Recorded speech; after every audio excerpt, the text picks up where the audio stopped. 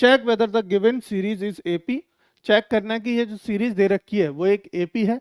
If they form are if they form an AP, अगर तो ये एक एपी के फॉर्म में है, right the next two terms, हमें अगली दो टर्म लिखनी है। ठीक है, अगली दो टर्म लिखनी है। तो पहले तो हमें एपी को चेक करना है। क्या करना है, पहले हमें एपी चेक करना है। तो सॉल्यूशन देखो कैसे करेंगे इसको। देखो भैया सॉल्यूशन, तो यहाँ पे ए की वैल्यू लिखेंगे, पहले क्या है 4, डी की वैल्यू निकालेंगे 10 माइनस 4, 10 माइनस 4 कितना हो गया 6, और 16 माइनस 10 कितना होता है 6। तो दैट मीन्स ये तो पहला तो हमने देख लिया कि ये एक डीपी है, यानी कि ऐसे भी कर सकते हैं डी बराबर a2 माइनस a1, है ना, एक डी बराबर a3 माइनस a2। इस तरीके से देखेंगे तो ये कितना हो गया बेटा, ये हो गया 10 माइनस 4 इज इक्वल टू 6। ये कितना हो गया, ये हो गया 16 minus 10 is equal to 6। That mean D हमारा क्या आ रहा है, दोनों जरा सेम आ रहा है।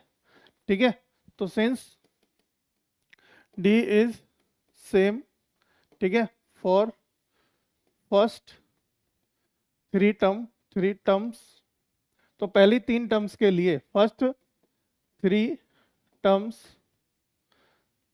then therefore the given series is n is in the form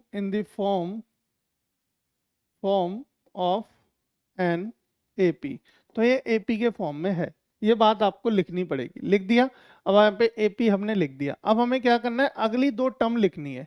तो देखो हमें पता है दो टर्म क्या लगेगी, देखो 22 में प्लस कर दो कितना 6, जो कॉमन डिफरेंस आ रहा है ना, कितना हो गया, है ना, नेक्स्ट टर्म बराबर 22 प्लस 6 कितना हो गया 28। ठीक है, 28 हो गया। अब 28 में फिर से प्लस 6 कर दो, 28 आ गया। अब 28 में फिर से प्लस 6 कर दो, कितना हो जाएगा ये हो जाएगा हमारे पास 34। कितना हो जाएगा 34। तो ये हो गया हमारे पास 28 और 34। इसका मतलब ऑप्शन नंबर सी आपका सही उत्तर हो गया। ठीक है, तो ये हमारे दो नेक्स्ट टू टर्म्स आ गई। ये क्या आ गई हमारी next two terms of the given series. जो सीरीज दे रखी है उसकी अगली दो टर्म हमारी क्या हो गई 28 और 34। ये आप लिख के आ सकते हो। ठीक है, क्लियर है यहाँ तक, क्वेश्चन समझ में आया है ना। तो इस तरीके देखो ये जो क्वेश्चन है अभी बिल्कुल सिंपल क्वेश्चन है, एकदम स्टार्टिंग के क्वेश्चन है, क्योंकि एकदम सिंपल है और एक एक नंबर के क्वेश्चन है, ज्यादा के नहीं है। ऑब्जेक्टिव में आएंगे, आए तो ऑब्जेक्टिव में मिलेंगे एक नंबर पे।